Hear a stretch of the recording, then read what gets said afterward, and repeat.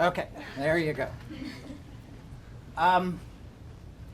Now, it's not easy to give a TED Talk of any kind because you know you're going to be talking to people from very many different backgrounds and perspectives. And some things that you say are going to seem absolutely obvious to one group and brand new to another. So what I'm going to do today is start talking at a very general level. And you may say, well, this is all stuff I already knew. And then hopefully, as we go on, I'll open up some new ideas and become a little more specific. And you'll say, well, that's something I didn't know. And I don't know exactly where in the talk you're going to make the shift. But I want to talk about the new economy and the new economics. I'm the president of the New Economics Institute. I've been doing that for a total of 5 weeks. But I have a long history in the sustainability, sustainable investment, and other related fields. And I'll explain what this field is about as we go forward. So this is a picture that you've seen many versions about. Lots of people are concerned about the future and the direction of capitalism. And there's so many different pieces that many of us are worried about, whether it's the mortgage crisis or inequality, unemployment, the sense that we're disconnected from the real economy, and all the planetary limits, which I could give a TED Talk on each one of these, on fresh water, on depletion of resources around the world, and of course on climate change, an immense problem. But today I want to talk about something a little bit different. It's the sense that because traditional capitalism can no longer really deliver prosperity within planetary limits, because of all these interrelated crises, there is a movement now across the country, in the United States and around the world, to think of new things. Now, my talk today is going to focus primarily on the United States, but I know from having traveled all over the world that there are many innovations going on. In fact, there are countries that are significantly ahead of the United States in thinking this through. But it can seem like a big jumbled pile of rocks of problems. But there is tremendous innovation, imagination, and investment going on all around us. And one of my favorite quotes is from Antoine de Saint-Exupéry, who says, "A rock pile ceases to be a rock pile the moment a person contemplates it bearing inside the image of a cathedral." So I want you, as we go through this, to be thinking about all the different complicated problems that we have and all the different solutions that we have. And each one of those is a rock that has the potential to be assembled into a cathedral of our economy. So what is the new economy? Well, this is the reaction of some people that the people on the commanding heights are really not that interested in change. But the new economy would be a system that increases justice and increases well-being and increases sustainability while remaining inside planetary limits. Now, the problem is that most people on the commanding heights of power are pretty happy with the way things are. Some of them are concerned, but they don't necessarily feel a tremendous sense of urgency. And that's one reason why when you have a situation where privilege sometimes distorts things, including a democratic system, in our case in the United States, you all know that money is distorting our democratic system terribly. You have to have change that also bubbles up from the bottom and comes in from the outside, like coming up through the groundwater. So my main point today, the one thing I want you to take away, is that the new economy is really an emerging movement all around you, pieces of which you will recognize already, but perhaps you haven't put them together in your mind as something that's actually changing. Now, the model of change that we think about in the New Economics Institute is the traditional relationship between practice or models on the ground and then theory about where we'd like to go. Theory comes from the Greek word for vision, so that's where we'd like to go. And then we try to connect this through thinking about education, thinking about policies, and also thinking about culture. And I'm going to focus now on the examples. Now, this is an example that you are all familiar with. I'm sure that you've all shopped for organic food and you have noticed the extraordinary rise of community-supported agriculture. And many of you are aware probably of the expansion of the slow food movement, which tries to link food more closely to where it's consumed.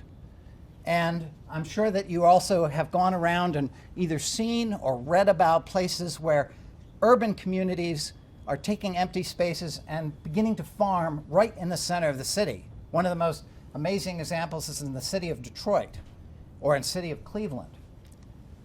You also know about energy, and you see it here and there. You see windmills going up, you see solar. One thing that you may not know about solar energy is that the unit price and the generated price is now dropping, so that we are within range in 2 or 3 years of making it competitive with fossil fuels.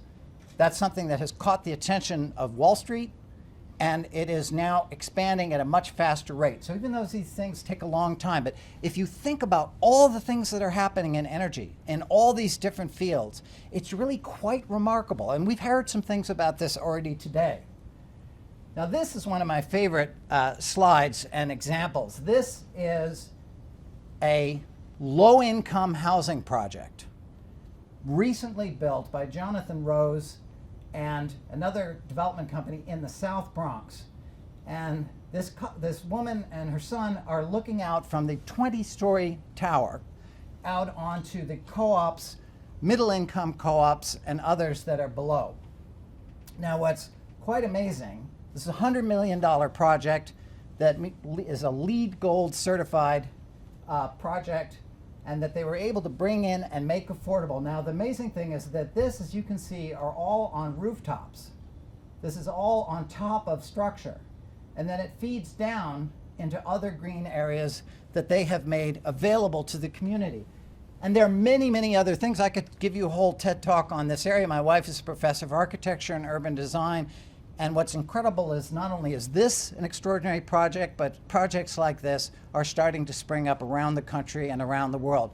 This has a health clinic, this has a storage for bikes, this has exercise facilities, and all kinds of things. This is in low-income housing or middle-income housing. It's extraordinary change, extraordinary vision of a difference in the city. Now, again, another whole TED talk in itself would be about the way in which the internet is altering the economy at the local level. And we can all think of examples of that. It's just amazing that in a short amount of time, Apple alone has 500,000 apps. There are 12 apps for composting. There's 67 apps for bird songs. There are 10,000 apps for personal finance. And if you stretch out to 500,000, you can imagine all the different things that we can do now just through the cell phone. And there are 250 billion apps have been downloaded since that Apple began making them available. That's an extraordinary number, and it's growing. But this is an example of a company that's doing something that people didn't think was possible. Next Step Living is a Massachusetts-based company.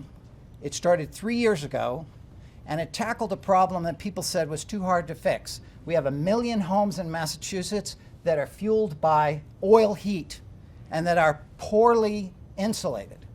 And I can tell you, because I tried to push this government to do more about it, and they said, oh, well, you know, we don't really have enough auditors and we don't really have enough. I said, well, how many, if we retrofitted a lot of houses, which would save people money and increase the value of their homes and create local jobs and improve technology and also lower CO2 emissions, if we really focused on that, how many could we do?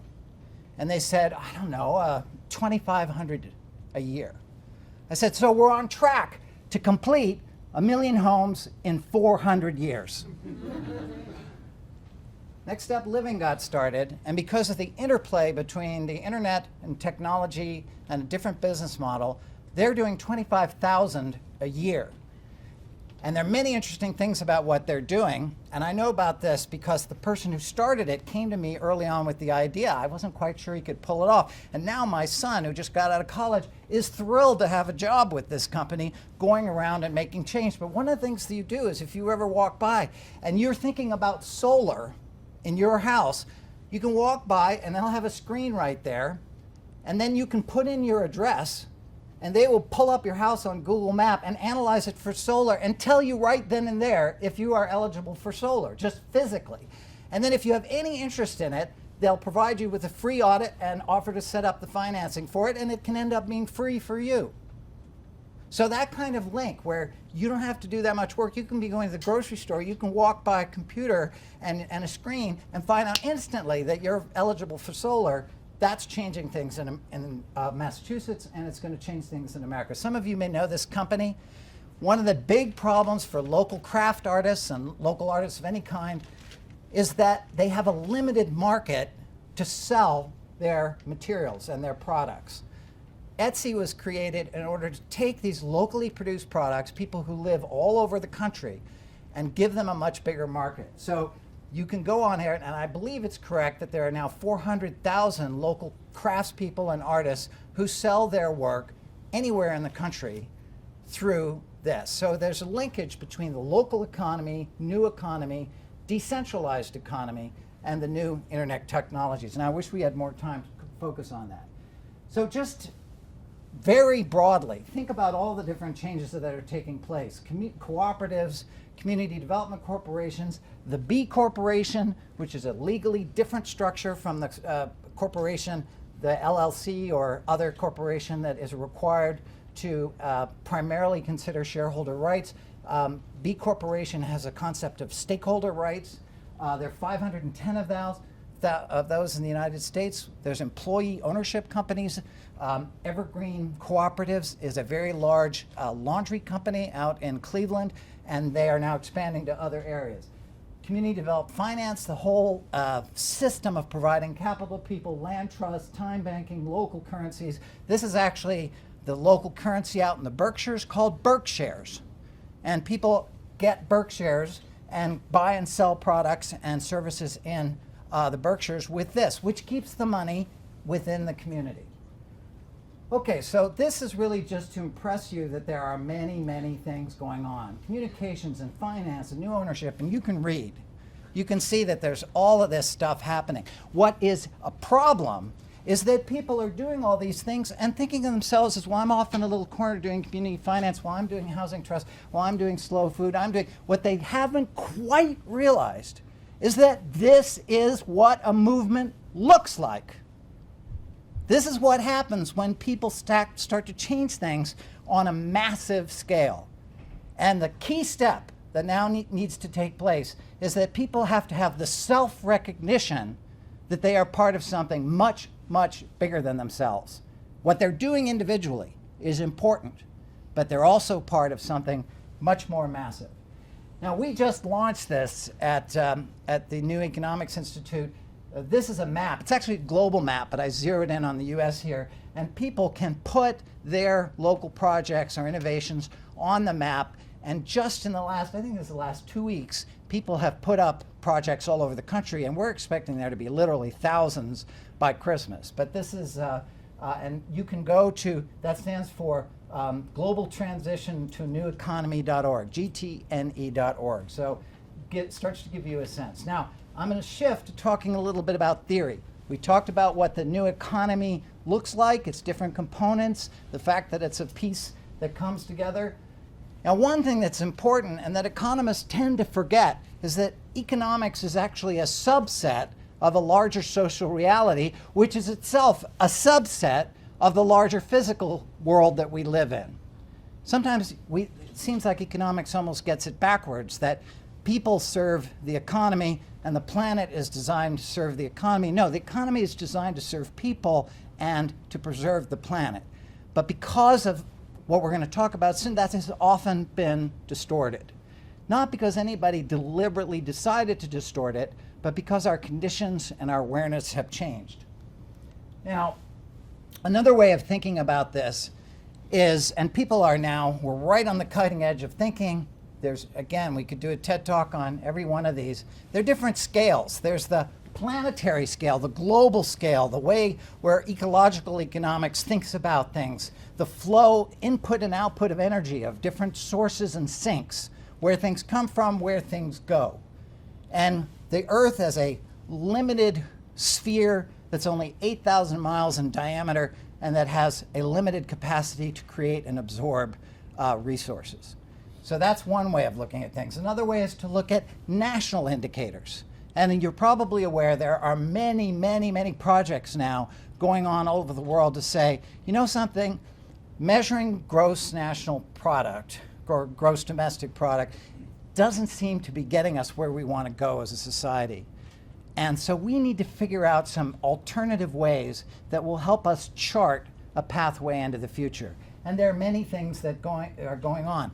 The Bhutanese happiness initiative is actually a very interesting project bubbling up inside the UN, and Bhutan is leading the way, and they say, well, we have the advantage of insignificance, so we can try things that may be of value to the rest of the world, and they're being very bold in their work. And there are many other projects that we could talk about. What I'm going to focus on for the last part of my talk is the corporate level, the firm level. So you've got global, you have national, and then you have the firm.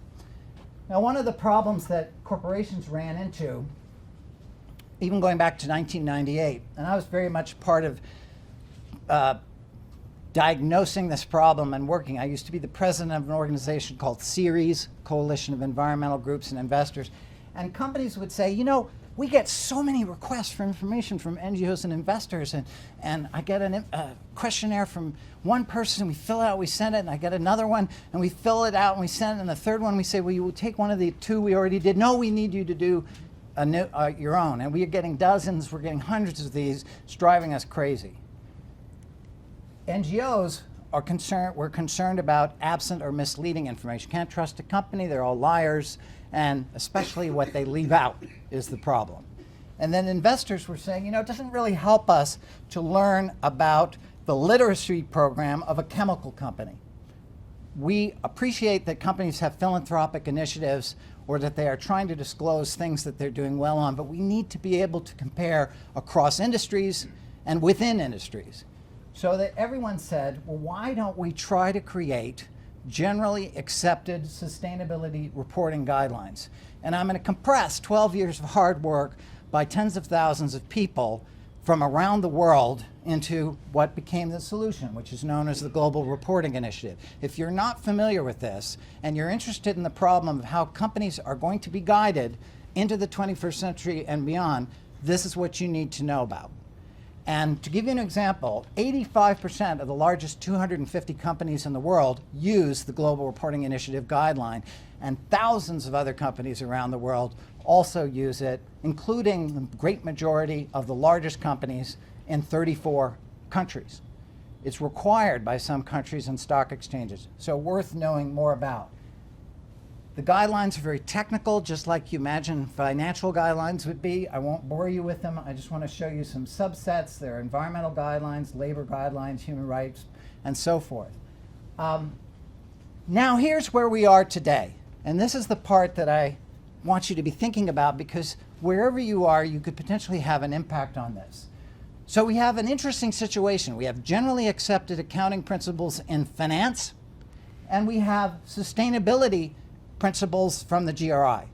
We have companies putting out complex annual financial reports, and we have companies, same companies, putting out complex sustainability reports. So after a couple of years of doing this, people began asking the obvious question: what is the relationship between these two? And it's actually a very deep question, because the question is, what is a firm? How does it create value?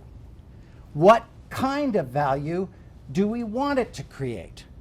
Now, those are exciting questions. They may seem technical at the application level, but at the level of where we want to go as a society, as a global society, those are critical questions. So what's happening right now is that there is an international integrated reporting committee.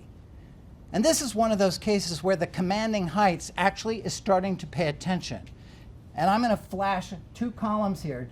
You're not really supposed to read this. What you're supposed to take away is that these are probably the most significant players in accounting, some cases in finance. This is a very selected list from a very long list. These people are all on the steering committee, all four big accounting firms, various stock exchanges, the International Accounting Standards Board, the Financial Accounting Standards Board from the US. I mean, these are the group that if somebody needs to be persuaded to make a change. It's this group, and they are now working on this.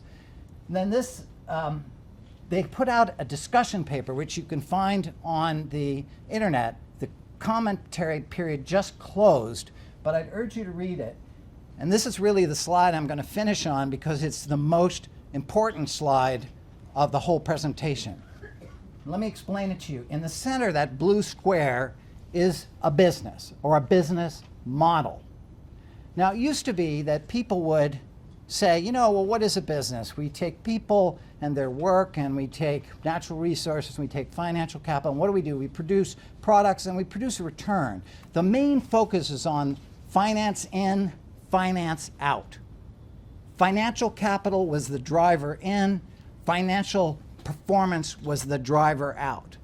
This is what the international accounting community is contemplating moving towards, which is where international accounting would move from looking at finance in, finance out, which is on the top, to looking at multiple forms of capital.